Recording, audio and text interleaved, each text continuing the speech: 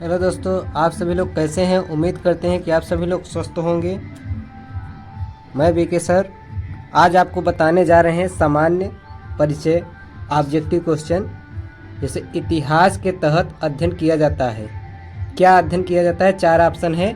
आपका कौन सा ऑप्शन सही होगा? तो अतीक का होगा। क्या होगा? अतीक का होगा। दूसरा क्वेश्चन आपका, प्रथम यूनानी इतिहासकार कौन था? तो आपको हेरोडोटस था। कौन सा था? हेरोडोटस था। अगला है, निम्नलिखित में से किसके स्पष्टता से कहा कि इतिहास के समस्त निष्कर्ष युक्ति संगत साक्ष्यों पर आधारित होते हैं? तो आपका थियूसीडाइडिस के द्वारा होता है। थियूसीडाइडिस। अगला आपका क्वेश्चन है नंबर 4 है, द हिस्ट्रीज के रचनाकार का नाम क्या है? द हिस्ट्रीज के रचनाकार का नाम है, क्या नाम है? तो आपको क्या नाम है? हेरोडोटस ही है। क्या है? हेरोडोटस। आगे है, इतिहास के पिता की पदवी सही अर्थों में निम्न में से किसके संबंधित है? तो देखिए, इतिहास के पिता की पदवी सही अर्थों में निम्न में से किससे संबंधित है? तो आपका किससे संबंधित है? हेरोडोटस से संबंधित है। अगला आपका क्वेश्चन है, इतिहास अपने को दोहराता है, यह किसका कथन है? तो हीगेल का कथन है। हीगेल का दोस्तों कथन है ये। आगे, हम इतिहास से यही सीखते हैं कि आदमी इतिहास से कभी कुछ नहीं सीखता, यह कथन किसका है? यह कथन किसका है? तो हीगेल का ही दोस्तों कथन है। ये किसका कथन है? हीगेल का ही कथन है। आगे है, किसका कथन है कि समस्त इतिहास वर्ग संघर्ष का इतिहास है? तो आपका कार्ल मार्क्स का है। कार्ल मार्क्स का ही है आपका कथन।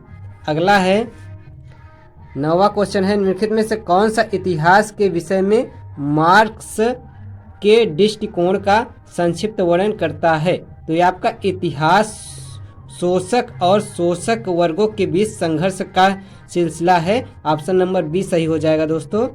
ऑप्शन नंबर बी सही हो जाएगा। 10वां क्वेश्चन है आपका, निम्नलिखित में से किसके द्वंद्वात्मक भौतिकवाद के सिद्धांत का प्रतिपादन किया था? ये मार्क्स ही थे ऐसे वैज्ञानिक जिन्होंने किया था। अगला है, कार्ल मार्क्स ने वर्ग संघर्ष की प्रक्रिया को निम्नलिखित में से किस सिद्धांत की मदद से समझाया है? तो आपको किसके मदद से समझाया है? तो ये आपको द्वंद्वात्मक भौतिकवाद वर्ग से संघर्ष के द्वारा समझाया है, सिद्धांत को समझाया है। अगला आपका है नंबर 12, इतिहास विगत की राजनीति है, यह किसका कथन है? इतिहास विगत की राजनीति है, यह किसका कथन है? ये सीले का कथन है दोस्तों। सीले का कथन है। किसके कथन है? सीले का कथन है। चलिए अगला नंबर 13 नंबर क्वेश्चन चलते हैं। 13 नंबर कह रहा है, सूची फर्स्ट और सूची सेकंड को से सुमेलित कीजिए तथा नीचे दिए गए कोड की सहायता से सही उत्तर चुनिए।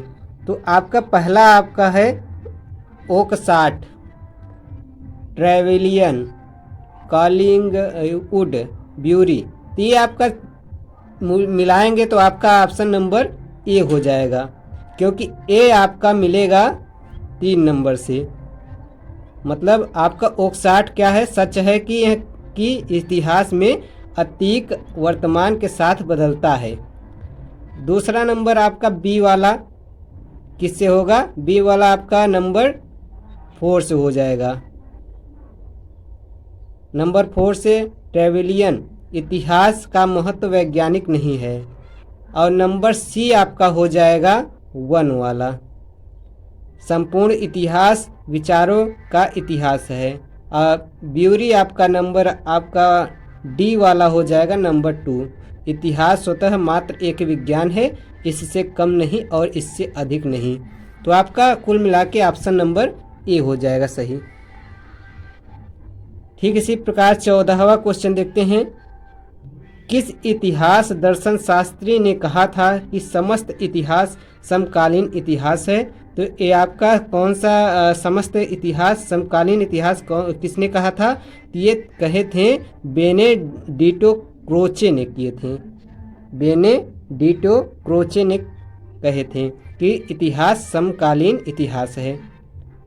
15 नंबर, इतिहास का अतीत एवं वर्तमान के बीच अंतरहीन वार्ता है, यह किसने कहा था?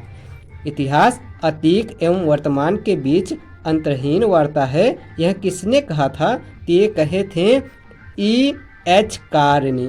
E.H. कार ने कहा था कि अंतहीन वार्ता है, यह कथन किसका था? E.H. कार का था। इतिहास अतीत एवं वर्तमान के बीच अंतहीन वार्ता है, यह कथन E.H. कार ने कहा था। अगला 16वां नंबर क्वेश्चन है। तिथियों के साथ प्रयुक्त होने वाला BC किसका संक्षिप्ताक्षर है? तो ये आपका बिफोर क्राइस्ट का संक्षिप्त अक्षर है। संक्षिप्ता अक्षर है या संक्षिप्त अक्षर है BC। अगला नंबर है 17वां है। तिथियों के साथ प्रयुक्त होने वाला AD का पूर्ण रूप होता है। AD का पूर्ण रूप होता है एनो डायमिनी। एनो डायमिनी आपका पूर्ण रूप होता है, एनो डायमिनी। 18वां क्वेश्चन है। वर्ष 50 ईसा पूर्व में आपका वर्ष 150 ईसा पूर्व के बाद आता है। वर्ष 150 ईसा पूर्व के बाद क्या आता है? 50 ईसा पूर्व आता है। अगला नंबर 19वां नंबर, वर्ष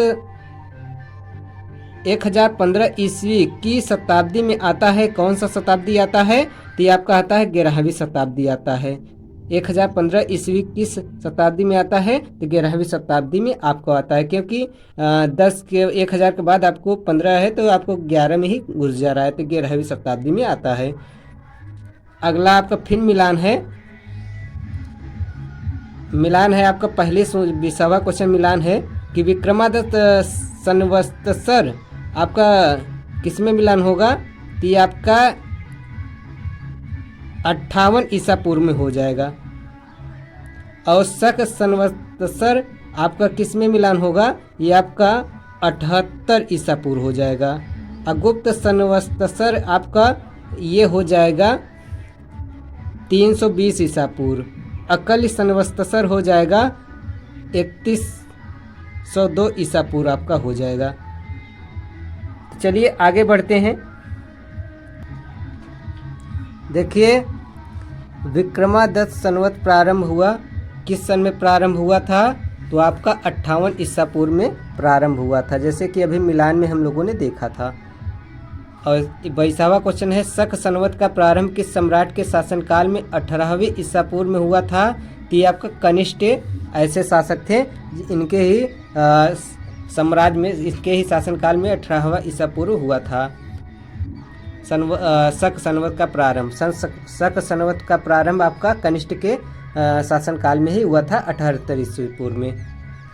अब 23वां नंबर है आपका, भारत का राष्ट्रीय पंचांग किस संवत पर आधारित है? तो भारत का राष्ट्रीय पंचांग आपका शक संवत पर ही प्रारंभिक है। अगला नंबर आता है, गुप्त संवत 319 से 320 ईस्वी को प्रारंभ करने का श्रेय किसे दिया जाता है? तो ये आपका किसे दिया जाता है? चंद्रगुप्त फर्स्ट को ही दिया जाता है। अगला, चंद्रगुप्त फर्स्ट ने गुप्त संवत का प्रारंभ किस उपलक्ष्य में किया था? तो ये आपके अपने राज्यारोहण के स्मारक के रूप में किया था। अपने राज्यारोहण के स्मारक के रूप में किया था। चंद्रगुप्त फर्स्ट ने गुप्त संवत का प्रारंभ किस उपलक्ष्य में किया था? तो अपने राज्यारोहण के स्मारक के रूप में किया था। अगला 26 नंबर क्वेश्चन है हमारा, निम्न कथनों पर विचार कीजिए तथा नीचे दिए गए कूट से सही उत्तर चुनिए। तो आपका इसमें से विक्रमादित्य संवत 58 ईसा पूर्व से आरंभ हुआ, ये फर्स्ट सही है। शक संवत 78 से आरंभ हुआ, सही है ये भी। गुप्त संवत 319 से आरंभ हुआ, ये भी सही है। आपको भारत में मुसलमान शासन का युग सन 1192 ईस्वी से शुरू हुआ, ये गलत है। बाकी ये तीनों ऑप्शन सही है, मतलब आपको ये आपका सी नंबर ऑप्शन सही हो जाएगा, 1, 2 और 3। अगला आपका नंबर है, हर्षवर्धन ने 606 ईस्वी में हर्ष संवत की स्थापना किस उपलक्ष्य में की थी? तो इन्होंने किया था अपने राज्यारोहण के उपलक्ष्य में ही किया था इन्होंने भी। अगला है, निम्नलिखित में वह कौन सा संवत है जो कलचुरियों द्वारा प्रयुक्त किए जाने का कारण कलचुरी संवत भी कहलाता है? तो यह कलचुरी संवत भी कहलाता है, त्रैकूटक संवत के द्वारा कहलाता है, त्रैकूटक संवत। चालुक्य विक्रमादित्य संवत का प्रचलन किसने किया? क्या है? चालुक्य विक्रम संवत का प्रचलन किसने किया? ये विक्रमादित्य 6 ने किया था, विक्रमादित्य 6 ने किया था। अगला 30 नंबर क्वेश्चन है, निम्नलिखित में से किसे एक नए संवत चलाने का यश प्राप्त हुआ? ये यश किसको प्राप्त हुआ? लक्ष्मण सेन को प्राप्त हुआ, लक्ष्मण सेन को ही ये प्राप्त हुआ। क्या? निम्नलिखित में से किसे एक नए संवत चलाने का यश प्राप्त हुआ? नए संवत चलाने का प्रारंभ आपका लक्ष्मण सेन को ही प्राप्त हुआ। निम्नलिखित में कौन सा वर्ष दिसंबर 2019 में शक संवत का वर्ष होगा? ये आपका 1931 ईस्वी में होगा। 2009 में शक संवत का वर्ष होगा 1931 ईस्वी में। 32 नंबर क्वेश्चन है, विक्रमा संवत 2070 को ईस्वी संवत को रूपांतरित करने पर मान होगा? विक्रमा संवत 2070 को ईस्वी संवत में रूपांतरित करने पर मान होगा, यह कथन 2013 में होगा, 2013 में हुआ था। अगला नंबर है 33 नंबर। 33 नंबर है, विक्रमा एवं शक संवत के आरंभ के बीच कितने वर्षों का अंतर है? ये अंतर है आपका 135 वर्षों का अंतर है। विक्रम एवं शक संवत के आरंभ के बीच कितने वर्षों का अंतर है? ये 135 वर्षों का अंतर है। अगला है, पुलकेशिन फर्स्ट का बादामी शिलालेख शक वर्ष 465 दिनांकित है। यदि इसे विक्रम संवत में दिनांकित करना है तो वर्ष होगा, ये कितना वर्ष होगा? 600 वर्ष होगा। आपको मालूम होना चाहिए कि पुलकेशिन फर्स्ट का बादामी शिलालेख शक वर्ष 465 का दिनांकित है, 465 का दिनांकित है। यदि इसे विक्रम संवत में दिनांकित करना हो तो वर्ष आपका 600 वर्ष होगा। अब अगला 35 नंबर, राजस्थान सरकार के कैलेंडर में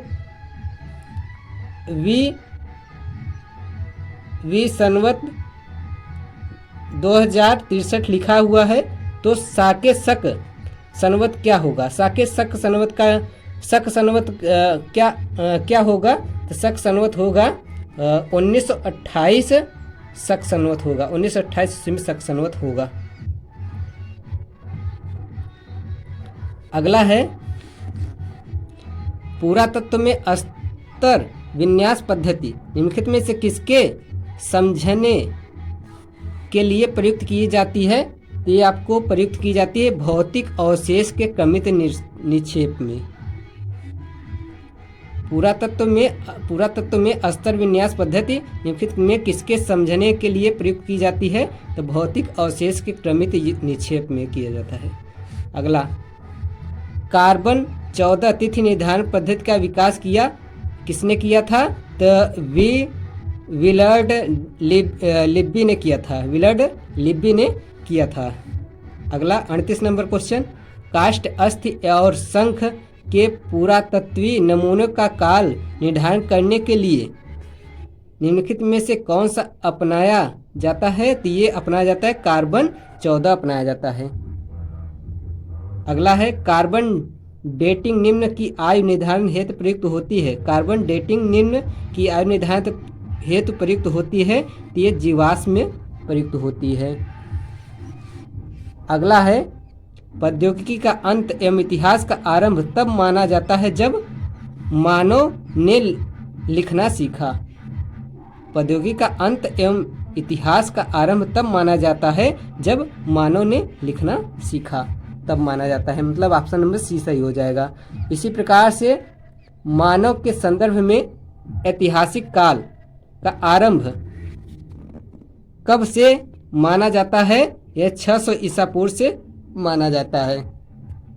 ऐतिहासिक काल का आरंभ कब से माना जाता है? तो ये 600 ईसा पूर्व में माना जाता है, 600 ईसा पूर्व से माना जाता है। सिंधु सभ्यता का आद्य, ऑप्शन नंबर सी हो गया था 42 नंबर। सिंधु सभ्यता का आद्य ऐतिहासिक सभ्यता कहा जाता है क्योंकि इसमें यह प्रमाण मिला है लेखन का। यह सिंधु सभ्यता को आद्य ऐतिहासिक सभ्यता कहा जाता है क्योंकि इसमें लेखन का प्रमाण मिला था। 13वां क्वेश्चन है, शक संवत का पर आधारित राष्ट्रीय पंचांग का एक चैत्र ग्रेगोरियन कैलेंडर की निम्नलिखित स्थितियों में से किस एक के तदनुरूप है? यह 22 मार्च या 21 मार्च को तदनुरूप है। 44वां क्वेश्चन, किसने इतिहास को प्राचीन, मध्यकालीन और आधुनिक 3 भागों में बांटकर देखने का रिवाज चलाया? ये चलाए थे सेलेरियस ने ये प्रमाण देखने के लिए चलाए थे। किसने इतिहास को प्राचीन, मध्यकालीन और आधुनिक तीनों भागों में बांटकर देखने का रिवाज किसने चलाया? सेलेरियस ने चलाए थे इन्होंने। तो दोस्तों 44 क्वेश्चन हमने बताया आपको, ऑब्जेक्टिव क्वेश्चन सामान्य ज्ञान का। तो आप इसी प्रकार से पढ़ते रहिए और हमारे चैनल को लाइक, सब्सक्राइब एवं बेल आइकन दबाएं ताकि मैं अगला पार्ट 44 क्वेश्चन फिर लेके आऊं, जिससे आप पढ़ते रहें, तैयारी करते रहें। धन्यवाद।